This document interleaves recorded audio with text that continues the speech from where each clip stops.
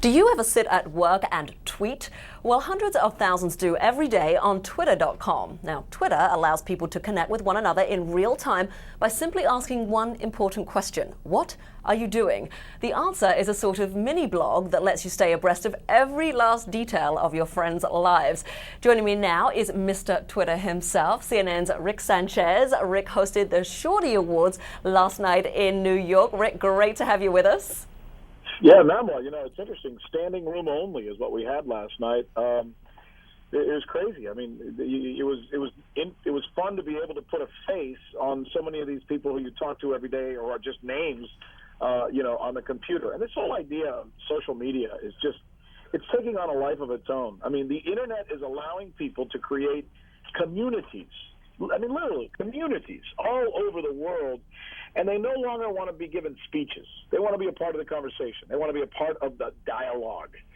So I want to show you something. This is something from last night. My producer, in fact, you see him over my shoulder, Michael Hardy. Say hi, Michael.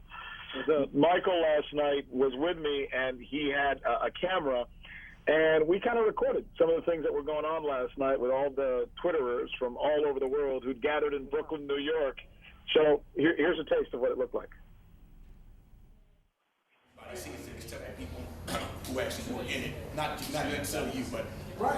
Where do I write on this script that I'm going to introduce MC? Right here, right before the no-shows. Yeah, we just want to make sure you got it. You read it once. You want to just read it over once. Post now in new media and hip hop and the parallel that was what got me into. I think you did. Yeah.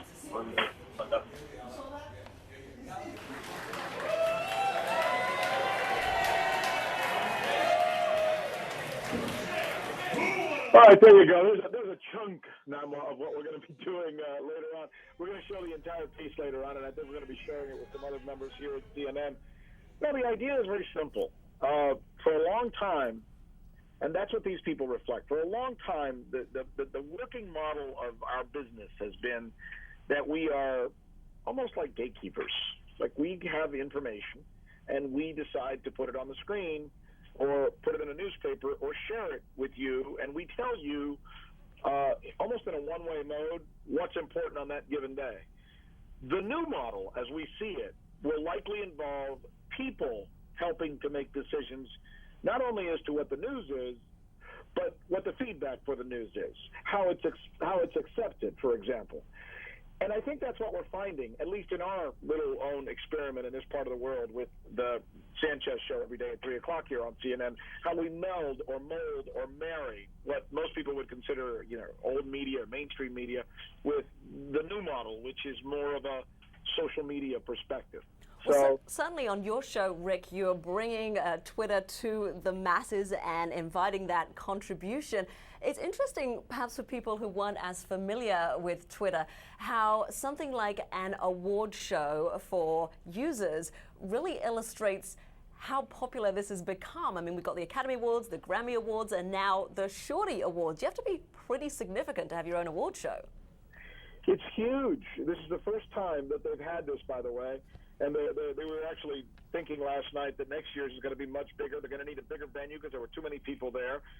People who now Twitter, I just got a list the other day, interestingly enough. I mean, for the sake of name dropping, I guess. The celebrities who Twitter, and it was given to me, and I was kind of surprised. I'm somewhere in the middle between Britney Spears and Shaquille O'Neal. Yesterday, as I was looking at my followers, Jane Fonda was asking me if she could follow me. I mean, there's a lot of people who are getting involved because they want to be connected. The difference between people in the future who I believe will succeed are people who are either A, connected, or B, not connected. And I'm finding that people who are connected tend to do better. And by connected, I mean you know what's out there, you know what people are talking about, you know what's working. It makes you, I think, my own opinion, given what my experience is doing this, makes you a better communicator, makes you a better journalist. And it actually would probably make you pretty good at whatever it is you do, whether you, sell cars or market for a living or, run an automobile company. Because you're connected, and not being connected will hurt you, in the long run. Well, you're really talking about a 21st century approach here, Rick, which makes it particularly interesting that one of the people who presented some awards last night was MC Hammer. And MC Hammer, of course, we all remember from the 90s with the harem pants, which are actually back in style. But is he himself coming back into vogue? Is it like he's so out that he's in? You know, he is out, and I think he knows it. He knows you really can't touch this. That was a joke. Let me take that call. Those old enough got the reference. Yeah, exactly. People like MC Hammer and others are realizing that the way that you're going to be able to cut through nowadays is to reach an audience that isn't necessarily the same audience that you would reach using the old-fashioned media. So he's using it, as are many other people, politicians, entertainers, writers, journalists are all finding these venues, Twitter in particular, because Twitter is fast, furious, efficient, and concise. It cuts to the chase without wasting too much time. And by the way, a lot of people don't know this. Twitter, it's not a profit in Twitter. Twitter's not a money-making enterprise. Twitter's just a club, so to speak, a virtual club where millions of people will end up gathering to have conversations about things that they think are important. So these are smart people talking about smart ideas. And this is the vehicle they use to do it. Yeah, they're talking about smart ideas, as you say, in a concise way, I guess 140 characters or less. That had implications for the acceptance speeches at the awards, right?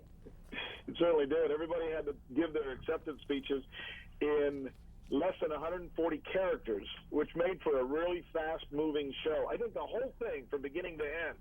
Now, compare this to like the Emmys or the Oscars or something like that you've seen before.